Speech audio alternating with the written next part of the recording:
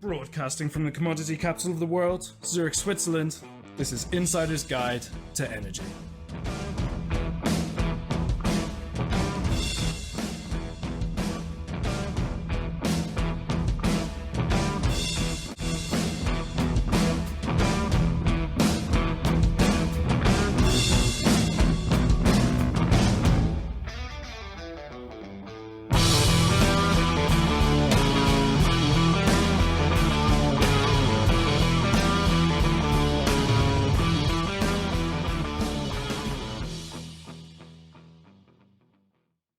Adam, it's really great to have you on the show. I'm really excited to learn more about direct air capture and what you guys are doing with your advanced technology.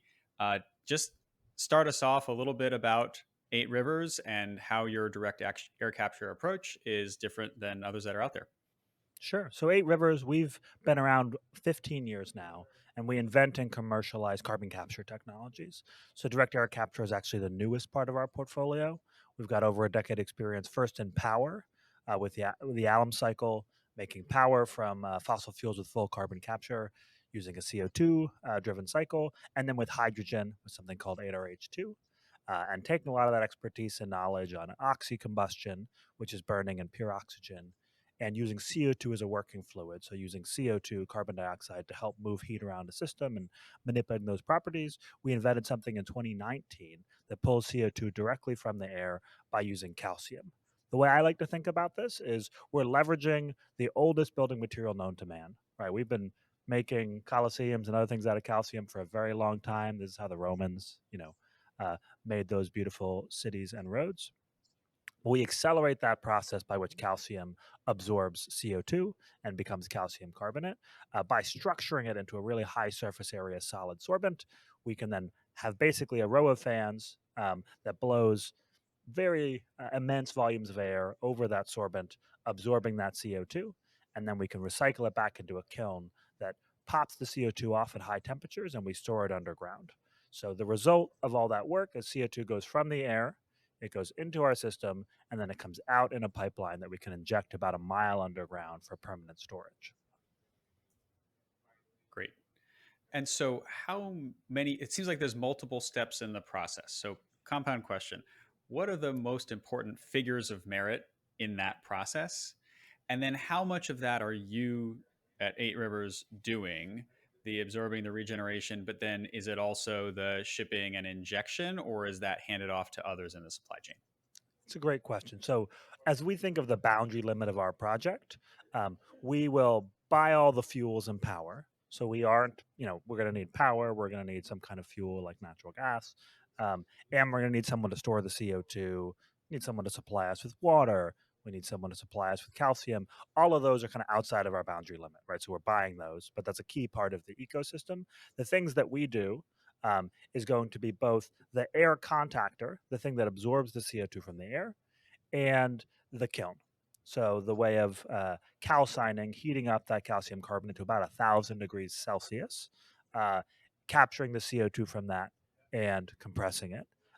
All of this we'll do with partners. When I say we do it, we invent a process, but a lot of the work is you're pulling in a dozen plus companies with 100 years of experience in each of these little subsystems and pulling that together into what is a process and a financeable plant. Now, this is really exciting from the perspective, it's almost too good to be true. If I can take carbon out of the air, that seems like a wild dream. Now, I also know, I think you guys were an X Prize winner in the past for this technology. DOE's putting money behind the projects you're working on. So folks are believing in this, but the naysayers that I've seen say, hey, this is really expensive. You just talked about water, energy, all these inputs. So is this commercially viable yet, or is this still kind of a government science experiment saying, hey, let's test this and get this going? So there's a lot of questions there, Chris. I think it is totally right that this should be the most expensive way to remove CO2. It is more expensive than anything else we do, right? It's definitely a better idea to not emit CO2, right? It's a better idea to use better light bulbs. It's a better idea to capture that CO2 from the power plant before it disperses in the atmosphere and gets so hard to, find and concentrate. So no disagreement there. I think the purpose and the service that direct air capture provides is there are some sectors where you don't really have other options, right? You might have a remote steel plant in a place you need steel, or I mean, my favorite here is airplanes, right? It is really expensive to find a way to do, particularly over ocean transport. So domestic flights, I think we have a lot more options. But if you're talking about flying from New York to London or from San Francisco to Japan, it's really expensive. And what direct air capture does is it's a cost ceiling. It's if we can do direct air capture at $250, say, per ton of CO2 removed, if your solution to air travel is more expensive than that, you should buy this instead, right? And if it's less expensive, great. You should use that biofuel and use your new electric plane or whatever that solution might be. So basically, this is our most expensive abatement option, because anything that's more expensive, you shouldn't do it anymore. You should do this. And so from our perspective, it's going to be a small percentage of the decarbonization solution. We're talking, let's say we get 2% market share of 50 billion tons of CO2, right, that we're emitting. That's a billion tons a year. So even if you're saying, yes, this is a couple percentage points of the total decarbonization problem, from a business perspective for us, that's a big deal. We need to actually reduce all those 50 billion tons of CO2. So we want to work on that problem. And it's a big enough opportunity that there's going to be space for multiple technologies in that space to say, hey, if you want to remove a billion tons a year, if that costs you $100 per ton, that's $100 billion a year. Okay, that's a big enough market opportunity where we really should be investing in multiple solutions, and we can actually raise capital, invest our own capital to do the expensive and multi-year process of delivering physical infrastructure with new technology. Adam, I really like that framing of DAC as a last resort and a cost ceiling. And so it's saying, yes, do all those other things, but this is the most expensive, the last resort, and something that is important to have in the portfolio. Not that it is permission to keep emitting because it's going to be expensive. So you said $250 a ton. Is that the target? I mean, I'm assuming today, it's still in the early technology development stage. So if you were to have an estimate of where it is, it's probably in the $1,000-$2,000. Where are you today, and what's the target? So I think publicly the industry's target is $100 per ton. I think if we get close to $100 per ton, I'll be happy. I think that's it's one of those targets. It's like green hydrogen is targeting $1 per kilogram, and it's kind of like you're always aiming for it.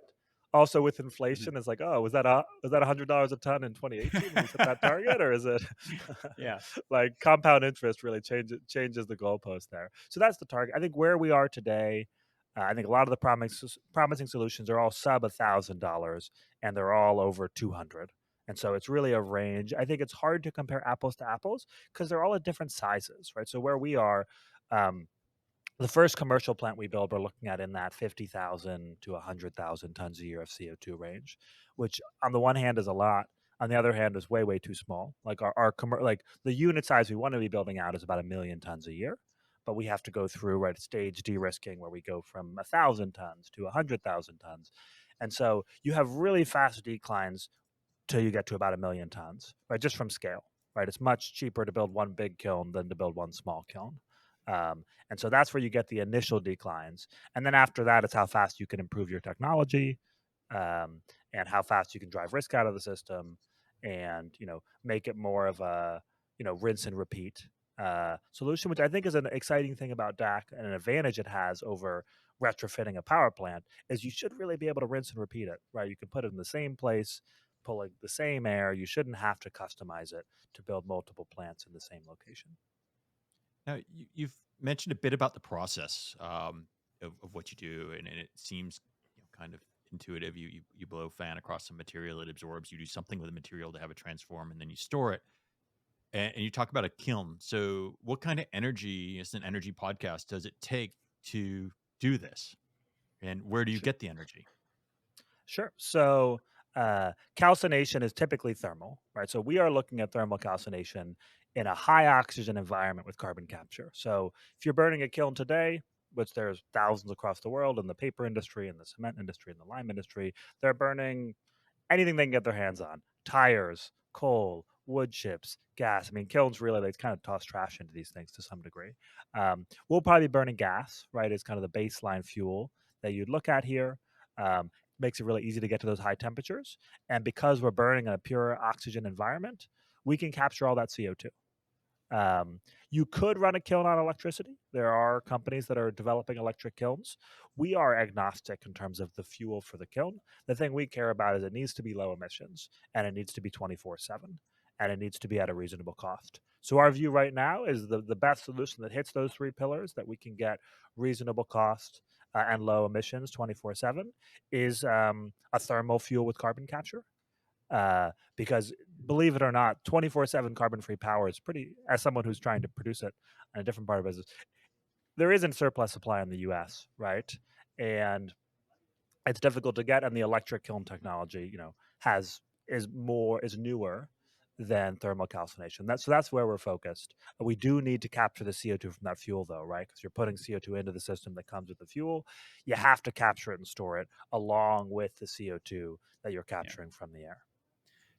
This leads to a really interesting question, which is I'm thinking about this in an efficiency unit. How much energy does it take? Is this gigajoules per ton? How much energy input does it take to get a ton of CO2 captured and sequestered? And then you could also do that on a CO2 balance basis. So if you're emitting CO2 from your natural gas, how many tons of CO2 do you emit per ton of CO2 that you're capturing, knowing that if that's the upside down, you're always racing to catch up because you have to capture all of the CO2 that you're generating to capture the CO2. Like it seems like you could get out of balance fairly quickly there. Yeah, I think one of the things, so the energy use really matters because of the emissions associated, right? So the key thing is, if it's costing us $100 per ton to capture CO2 from the air, we can't really be emitting any in the process. It really doesn't make any sense. And so you are going to have really upstream emissions is what's going to, CO2 emissions from mining limestone, or if you're using gas, what kind of gas do you use? Is there any leakage in the pipeline? You have to account for every single thing all the way upstream, but it's going to end up being 5 or 10%, where, okay, I captured 1.1 tons of CO2 from the atmosphere. What we call gross is the total capture. Maybe the amount of carbon removal I did is 1 ton, right? So that kind of, it's that order of magnitude where you've got about 10%. The energy use, there's a lot of variables that will change it based on technology and also the specific conditions you assume of where you're doing it, the CO2 content of the air, et cetera, et cetera. But it's on the order of, 5 to 10 gigajoules per ton of CO2, somewhere like, in that range. And a thing that I think that I don't think is widely agreed is I think CapEx is way more important than OpEx and energy here. If you want to get to $100 per ton, if you're at plant 20, energy is the driver, right? It's that squeezing out the energy. But if we're talking about a solution that's a couple $100 a ton, even if I'm at the high end and I'm 10 gigajoules per ton of CO2, you guys know how much a gigajoule is in the US right now, right?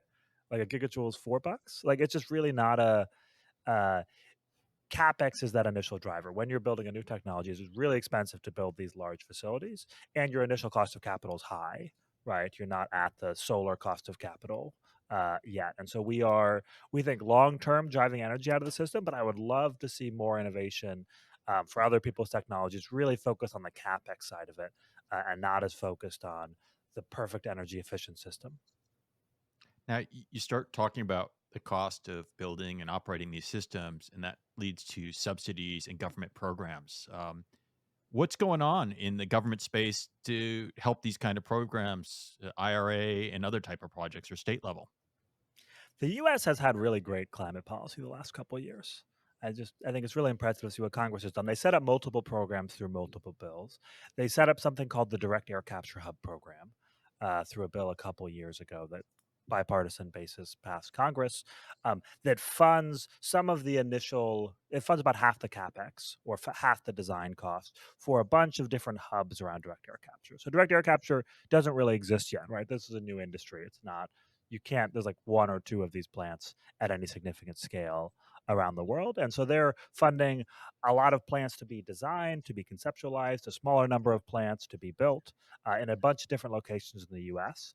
And that's on the order of, a couple $1 billion total. So they're doing some of that early funding. We are a recipient, so we're thankful to the Department of Energy's leadership here. We've got a project in Alabama where they're funding us to do the design work on our first commercial plant, and that's through what's called the CDAC Hub. It's one of these acronyms that all these projects love to use acronyms. And Alabama is really the perfect place for us to build not just the first project, but also is a great future location for larger scale deployments. It's humid. We love humid. And a lot of dock technologies, that humidity really improves your kinetics. So that's a big boost. But the bigger deal here, and what I think is really driving all of the direct air capture industry really to focus on the US, is both that we have CO2 infrastructure, which is we've got thousands of miles of CO2 pipelines, we've got great geological maps, and we've got lots of developers doing the work to store the CO2 underground, which it's easy to take for granted, but other countries just don't have it, or they're a decade behind us. And then maybe most importantly here is there's a large tax credit for pulling CO2 from the air that buys down a lot of the cost. This is how the U.S. bought down the cost of solar and wind. We've had tax credits for solar and wind for around 30 years now, called with more acronyms here. The ITC and the PTC are those acronyms for those who aren't familiar with the lingo. In carbon capture, we have 45Q. You don't want to know where all these acronyms come from, but 45Q will pay you $180 per ton of CO2 from the air. And so what that does, that's a signal that, hey, you have an initial way to get that cost down from too expensive to buy, all the way down to expensive but reasonable for some early buyers to purchase. So your first plants are going to be the most expensive. But we have this tax credit that lasts for 12 years that will help pay down some of the costs of these first facilities. So the thing about that, I guess the one thing that I'd read in some of the government documents is kind of the monitoring, the reporting, and verification, right? So if I'm going to pay you X and you're going to go sequester it somewhere, what happens? So you've now captured it. You've done what you've done. You've put it in one of these carbon storage. How do you validate that it's permanently gone? So we've got two stages of that MRV for us, and I think MRV is a big deal. Monitoring, reporting, verification is a big deal on carbon removal. I will say it's the easiest for direct air capture. So I think one of the reasons why it's a huge deal is for a lot of these more nature-based solutions, which are fantastic. Monitoring, enhanced rock weathering, as an example, or soil carbon, is a technically complicated challenge. It's both extremely important and also it's just hard. The nice thing with direct air capture is it's not hard, right? Inside of the plant itself, we have to measure how much CO2 is in the air when it blew into your fans and how much CO2 is in the air when it leaves, right? And we can validate that against how much CO2 is coming into the pipeline, right? And how much of that is from your fuel and how much of that is from the air. So that's kind of stage one. That's how much CO2 remove. Stage two is you inject it underground. How do you make sure it stays there, right? And so EPA has a program where they have all sorts of different rules for how you monitor it over time, how you track where that CO2 is migrating underground. It does stabilize, and in many cases actually becomes a rock, right? So it'll mineralize in this porous sandstone over over 100-year-ish time frame. So not immediately.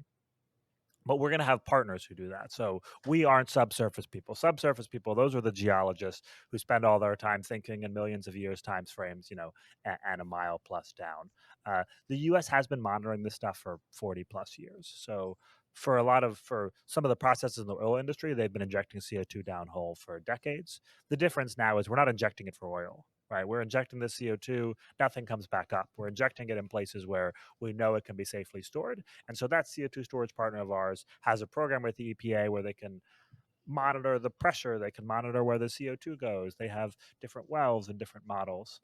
But I'm happily a little bit ignorant on the deep details of how you manage and monitor where that plume goes. Yeah. And what's important that you just mentioned, especially for folks that are familiar with 45Q, a lot of the incentives there are actually for the CO2 to be injected for enhanced oil recovery in basically fossil fuel production. My understanding, what I think you're saying is the $180 per ton for direct air capture does not require enhanced oil recovery. So you are doing permanent, so you're not just enabling further oil production, and you're not required to receive that $180 in 45Q, correct? You're required not to, right? So the $180 is you are promising nothing comes back up. You inject the CO2 and that's it, right? So that $180 in other parts, so there's different parts of the 45Q tax credit, and there's always this bifurcation where the federal government always pays you more to not produce oil. So the pure sequestration always has a higher tax credit in the way they're designed. In direct air capture, that gap is massive. So if you were to do enhanced oil recovery, which we're not planning to do, you would get $130 per ton versus 180. That $50 per ton gap is frankly too big for anyone to want to do it. I think there's that driver. And I think the second driver is that we have customers, right? We have customers who are buying carbon removal. Most of them don't want to be involved with enhanced oil recovery, right? If you're, a big tech company or a big airline, and this is your, most expensive but highest quality, sexiest, most interesting, futuristic way to reduce your CO2, I think people like the idea, and I think rightly so, of having this be pure storage and not part of the fossil fuel production chain. Mm-hmm.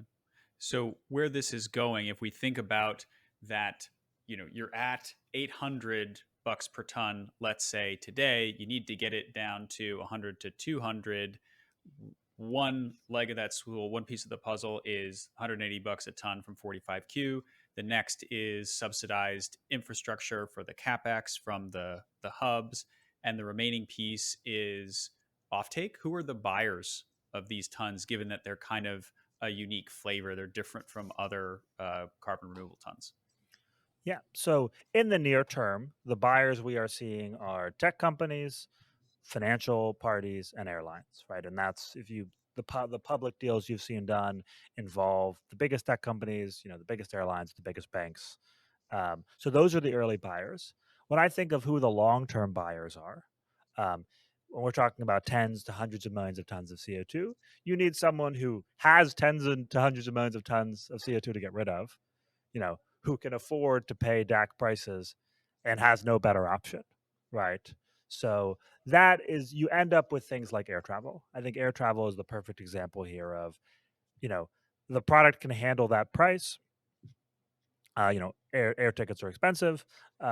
They emit, on the order of 1 billion tons a year. So it's big enough to scale to do this. And they don't really have great other options. I don't think it'll only be direct air capture. When we look at, air travel, we think you're going to be able to get some biofuels in there. Right? There might be more trains that we can do. There might be electric planes for certain routes, but we think direct air capture is going to be part of that solution. So it's that kind of industry, right? It's not power plants. It's not your cars. It's not these things where we have better decarbonization solutions.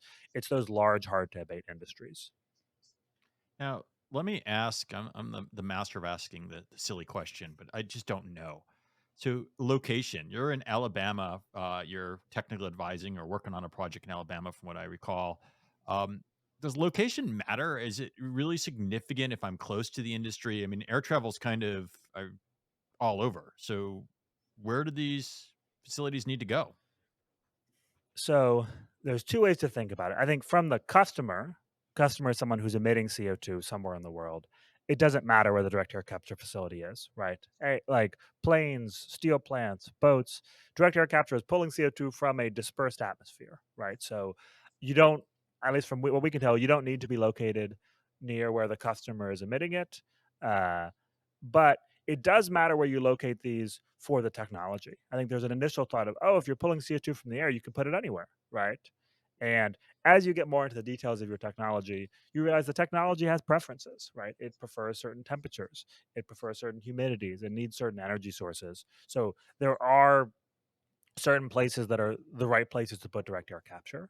For us, the US Southeast is far and away the top option, both from a climate perspective, the availability of zero carbon energy, the incentives that are in place, and the availability of CO2 storage. But it varies by technology. So we do think you're going to see different, just like with, between solar and wind and offshore wind and geothermal, those technologies go different places. I think the advantage DAC has, direct air capture has, is, geothermal is located in a bunch of different places, but it has to plug into where people live, right? You have to have power lines that get it to where it's consumed. That's not true with direct air capture, right? We don't need to transport the CO2 to the airplane or to the large, intermodal shipping vessel. We can pull it from the air, and the atmosphere is doing that transport for us. Cool. Well, I think we've covered a lot of ground. I guess the question I have now is, how does someone end up in this business? It's an emerging new space. So you've ended up in a very unusual and kind of cool technology space. How'd you end up here? I wouldn't say it was totally on purpose. I was working on carbon capture for a long time. So I was actually in the policy space before. So I was chief of staff at ClearPath, which works on energy innovation with Congress, the DOE. And so I'm far too familiar with all the different acronyms. Worked on some of the early iterations of 45Q back in 2018 before it was, upgraded and modified in 2022. So I have uh, that policy background, and through that I was working with technology companies, and I think realized it just looked really fun. It's like, wow, I want to not just help put the incentives in place for capturing CO2 or building, zero carbon infrastructure. As those incentives started to get in place, I wanted to go help actually build those projects. And so I knew the folks at 8Rivers from that work at ClearPath. And so I joined the company in 2018 thinking I would be the policy person, right? And do the policy, the communications, engage with governments. Anyone who's been in a business, especially a small business, knows you end up wearing 6 different hats, and the things that bring in revenue and build business value, they kind of rise to the top. And so I ended up a lot more in the project development and technology development than I think I thought I would back in 2018, but it's been a total blast. I mean, it's been an amazing place to work. And for anyone who's thinking about making the jump from something that isn't hard tech or isn't climate tech, it's a really, really fun space to be in. It's intellectually stimulating. You work with fantastic talent. And if you like to work on hard problems, these problems are hard and they matter. And so that really makes it easy to go to work every day. Well, that's an amazing story. It sounds like a fun journey that you've had. I guess as we close this episode, are there any other new and emerging techs that 8Rivers is doing for those that may not know all the work you guys are doing that you want to cover real quick as we close up here? Yeah, that'd be great. So 8Rivers, we have a portfolio, and this is something that makes us different. We do carbon capture on power. With the alum cycle, we do hydrogen and we do direct air capture. So we're a 3 or 4 trick pony, right? With more ideas coming here as well. The thing we announced yesterday we're very excited about is we have this breakthrough technology for making hydrogen from natural gas called 8RH2 that can get higher efficiencies and higher rates of capture by using CO2 to help us reform that fuel into hydrogen. And we announced our first project, which is called Cormorant Clean Energy Project down in Port Arthur, Texas, to produce ammonia from natural gas with full carbon capture. We're capturing all that CO2, and we actually send that ammonia all the way to South Korea, is the plan, where it can be used to help co-fire in coal plants. So we can actually reduce the use of coal, and you can actually burn ammonia instead of that coal. Which ammonia, NH3, it doesn't have any CO2, so when it burns, it doesn't emit any CO2. So we announced that for the first time yesterday. It's a great project. It's working with our major investor, SK Group, who's been really a fantastic partner for us. They're the second biggest conglomerate in Korea, last I checked. So that's the thing we're all excited about around here in the office, is we got to take that thing we've been working on for a long time and bring it into the public eye. Well, that's amazing. We hope to have more information about that on Insider's Guide in the future. I want to thank you so much for coming on and sharing your journey and your company's journey with us today. It's been a pleasure to have you on the podcast. No, Chris and Jeff, the pleasure is mine. Thanks for the questions, and I think we could have gone for a couple more hours if you let us.